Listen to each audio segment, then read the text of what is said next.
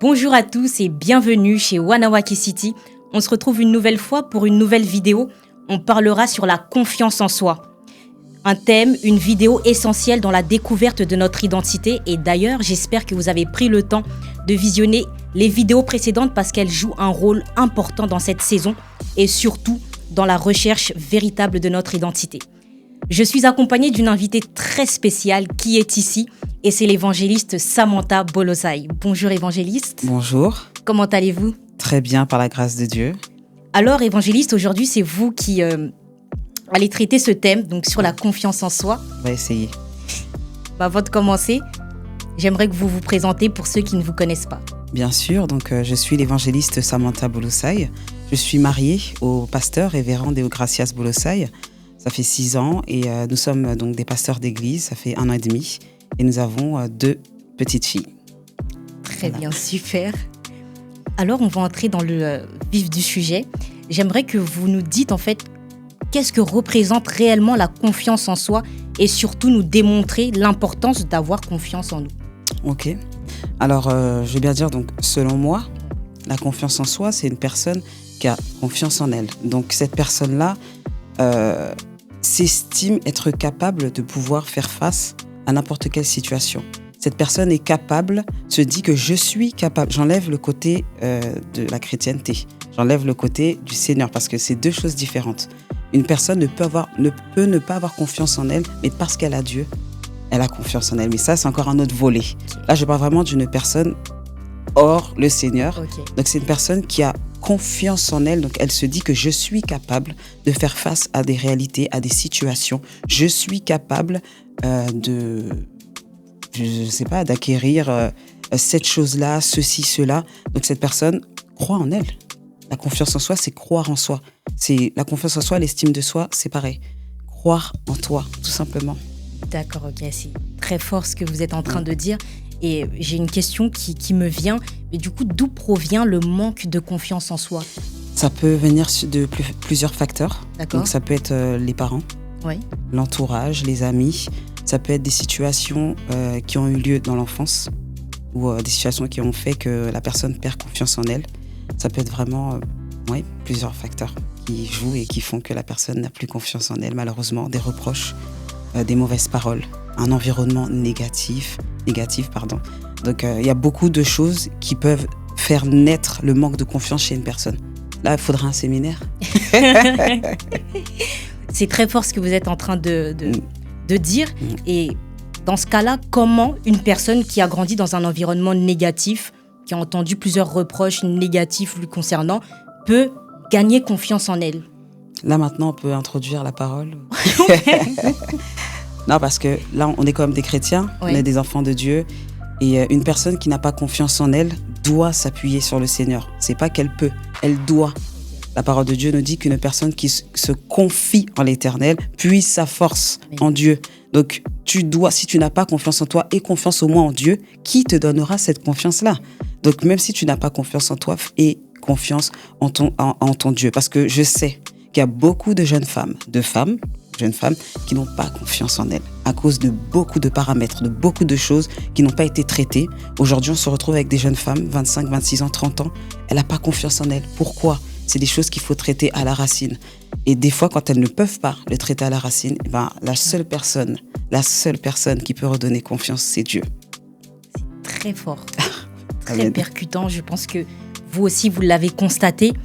Et j'aimerais que vous nous dites comment développer l'estime de soi. Parce que vous avez parlé de confiance en soi et de l'estime aussi juste avant. Le Seigneur. Aussi le Seigneur. Non, là, vraiment, le Seigneur. Vraiment, j'insiste dessus. C'est Dieu qui aide. C'est Dieu qui aide. Il y a des personnes, de base, elles sont confiantes. Si je peux prendre mon exemple, de base, moi, je suis une personne qui est assez confiante. Pas orgueilleuse, pas hautaine, voilà, mais je suis quand même assez confiante. Donc, maintenant que j'ai le Dieu avec moi, c'est encore mieux. Le Seigneur, c'est plus qu'une plus-value. Mais je sais qu'il y a des personnes, de base, elles ne sont pas spécialement confiantes. Appuyez-vous en Dieu et il faut le mettre en prière. Je sais que les gens n'aiment pas prier pour ça, mais il faut prier pour ça. Des fois, on voit des personnes dehors, on se dit « Waouh, si je pouvais avoir cette confiance que cette femme-là a. » Mais peut-être qu'elle puise sa force sur le Seigneur. quand on dit aux gens de prier, aux gens de puiser leur force sur Dieu, de méditer, c'est pas juste pour le plaisir.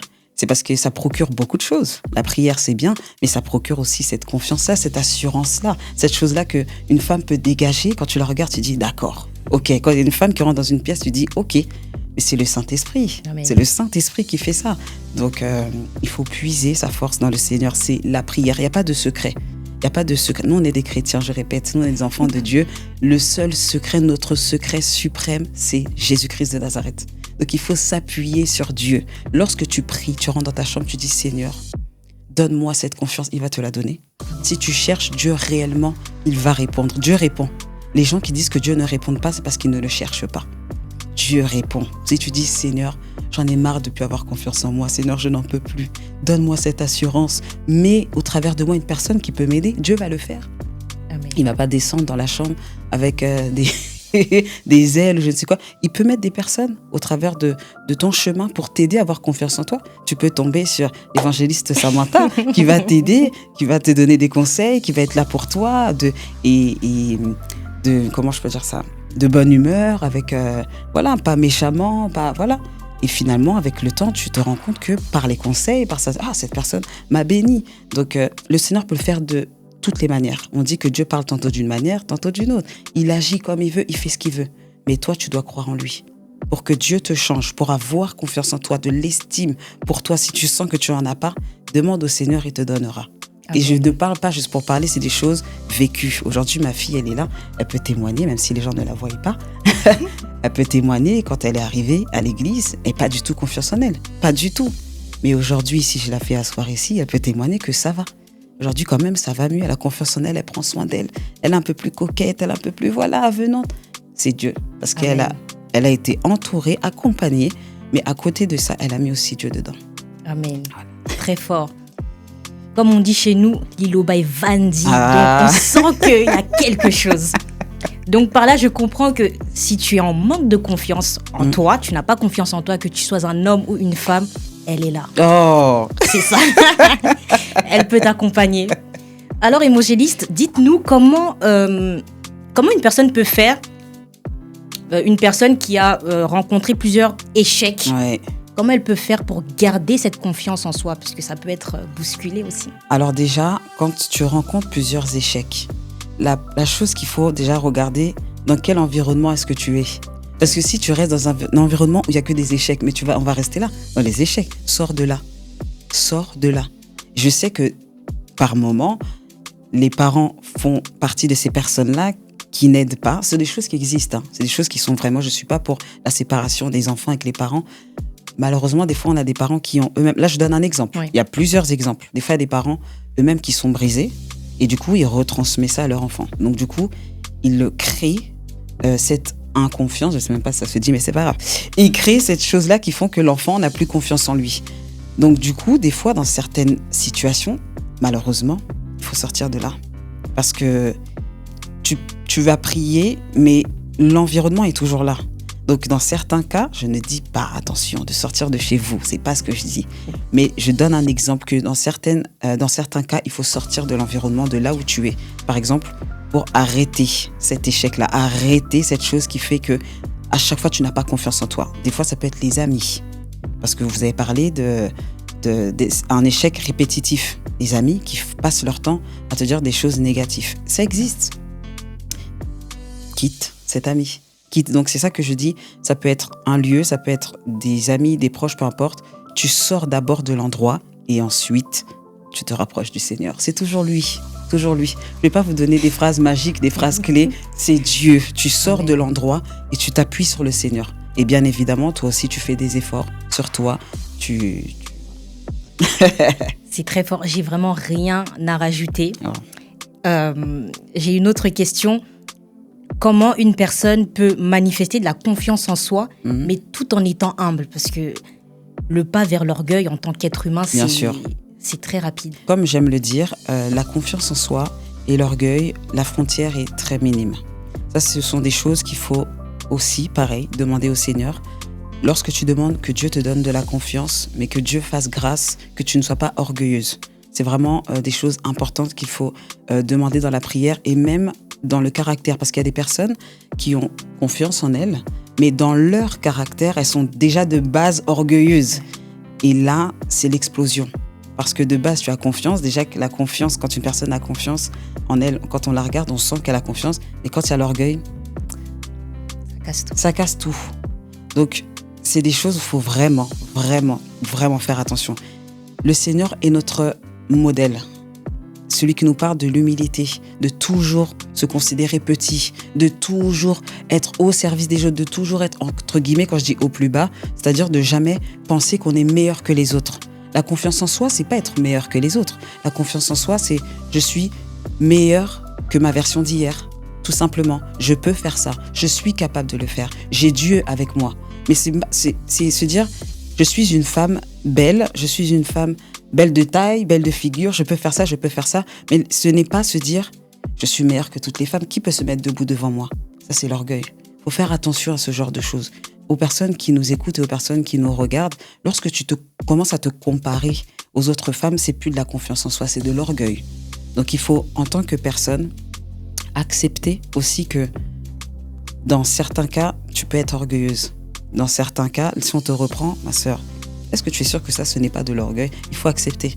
Parce que, comme je l'ai dit tout à l'heure, la confiance en soi et l'orgueil, la route est très fine, très très fine. Et je le répète encore, la prière. Jésus toujours demandait au Seigneur, aide-moi à être humble. Seigneur, aide-moi à être humble. C'est très important.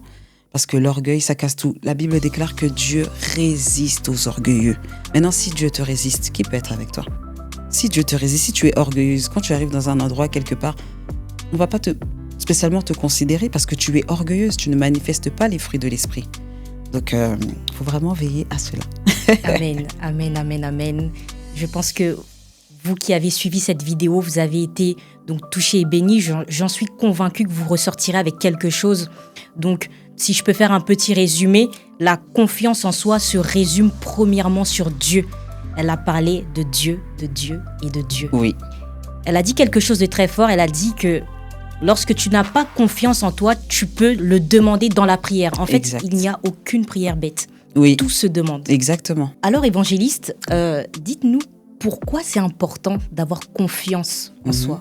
En tant que chrétien ou tout simplement? Les deux. Parce que moi, je vais plus m'appuyer sur la parole de Dieu et fortifier en fait des sœurs, des frères. Voilà. Comment est-ce qu'une personne qui n'a pas confiance en elle peut aller parler du Seigneur? Comment est-ce qu'une personne qui n'a pas confiance en elle peut, je ne dis pas convaincre, parce que c'est le Saint-Esprit qui convainc. Mais il faut déjà que toi, en tant que personne, tu ailles vers la personne pour parler de Dieu. Mais si tu n'as pas confiance en toi, tu ne le feras pas. Quelqu'un qui n'a pas confiance en elle ne peut pas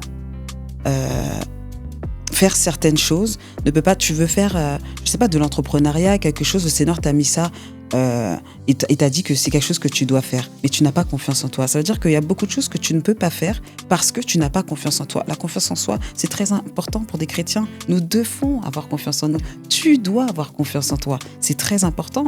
La parole de Dieu nous dit que Dieu nous a donné un esprit de force. Un esprit de force. Tu ne peux pas avoir un esprit de timidité. Tu dois avoir confiance en toi parce que tu as Jésus-Christ de Nazareth avec toi. C'est très important. Amen. Amen, amen. Très, très fort. Et avant qu'elle nous quitte, est-ce que vous pouvez nous donner un conseil, une parole à une personne qui regarde cette vidéo? Waouh, gloire à Dieu. Alors, si je peux dire quelque chose à une personne qui est en train de nous suivre, tu dois absolument, et je dis bien absolument, avoir confiance en toi. Tu as Jésus avec toi. Et même si tu ne l'as pas, si tu l'appelles, il viendra. Tu as Christ avec toi, tu as Christ en toi. La Bible déclare que Dieu marche devant nous, avec nous et à côté de nous.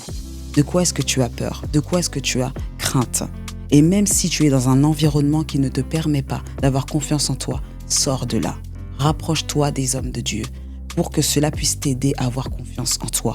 Mais j'aimerais te dire que c'est possible. C'est possible que tu puisses être restauré si tu cherches Jésus-Christ. C'est possible que tu puisses avoir confiance en toi si tu cherches Jésus. Parce que la seule personne qui peut nous donner cette confiance-là, cette paix-là, Jésus-Christ de Nazareth. Amen. C'est possible, tu as juste à y croire. C'est la seule chose que Dieu te demande. Il ne te demande pas de parler et de dire « je veux avoir confiance en moi », mais avant ça, d'y croire parce que Dieu se nourrit de la foi qu'il y a dans ta prière. Que Dieu vous bénisse. Amen, amen, amen. Alors, merci d'avoir suivi du début jusqu'à la fin. Je pense qu'on a tous été bénis par ce qu'elle vient de dire du début jusqu'à présent.